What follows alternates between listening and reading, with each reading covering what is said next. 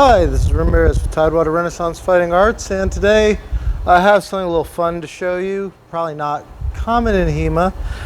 This is the Akado Armory Okatana. It's actually designed for steel sparring kind of with each other. They say you can do it with Hema, and so I was kind of interested, so I got one. You'll notice that I have it in the case it came in. So it did come with a case. It's actually a lot nicer than a lot of other Hema swords, and you'll kind of see why once I manage to get this open. But I did want to show you that it does come with an exterior case, another kind of uncommon thing. And another thing is it comes with a sheath. Now they have two qualities, kind of a basic quality, which has a black lacquered blade, or black lacquered scabbard. This is their deluxe line, so it has the rosewood scabbard, and you can see it has kind of those little gold finishes on there. And it is capped with the same, I believe the same color, nope, I think that's just a regular black cap. As the sword itself, the sword does have black and gold fittings on it. You can see the menuki here, the brass pins. I had this one ruggedized, which means it's a little more made for sparring. It has this nice steel cap on the edge of the scabbard, which is kind of fun because when you actually unsheath it, you get that nice metal on metal that you normally wouldn't get, and it doesn't really matter about blunting the blade because it is a blunt blade. Now officially the size is supposed to be 59 and I think 1/3 inches long, which was pretty much close to my Drages fetter.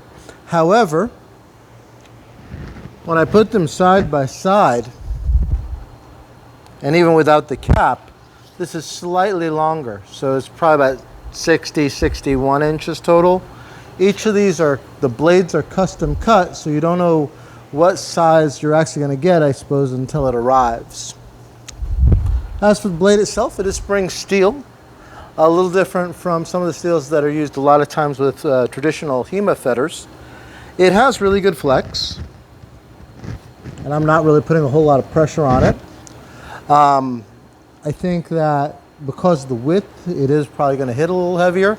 This is also an Okatana. This is the largest size they make, and because of that, it's very forward heavy when it cuts. So it really does want to come up into those cuts. I am a little concerned with how the weight feels on the blade versus the weight in the tang. I know this is designed for sparring, but I guess I'm just used to regular fetters, which just seem a little heavier in the hilt. It could also be there is no pommel, so it is a very different feel for a different type of art. This was meant with Japanese swordsmanship in mind, so it is going to work a little different. You can see the handguard is fairly small in comparison to other guards.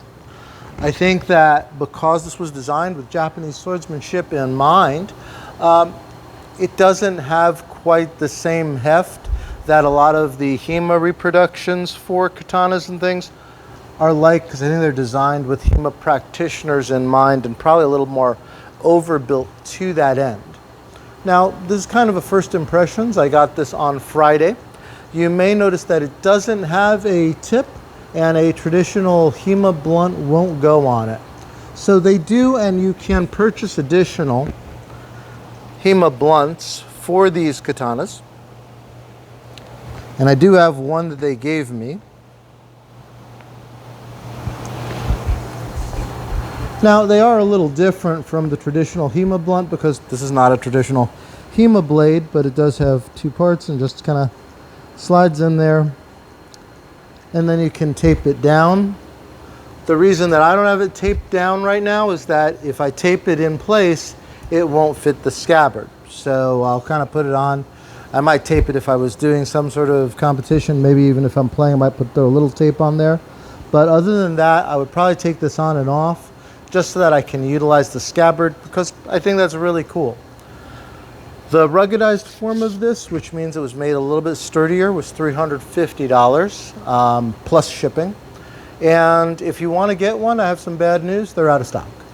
These do sell rather quickly in batches. The original people had meant to get stock so they could sell it directly out of Oklahoma where they're based, but unfortunately they sold out. They'll probably be selling out for a little while, so if you're interested in one, it may take a couple of months to get. But they were very cooperative, they were very communicative on their site. I never had a problem reaching someone to talk about my order, when it was coming. So that all was a very positive experience. This is kind of an intro, so obviously I haven't gotten the chance to spar with it yet. I plan to do that tonight, and I will do a more in-depth video a little later on. So once again, this is Ramirez with Tidewater Renaissance Fighting Arts. This has been the Okatana from Akado Armory, and I'll put a link in the description if you're interested or curious about it. They also sell jackets and other gear for sparring, and I will leave that in the description below. Thank you, and I'll see you in the next video.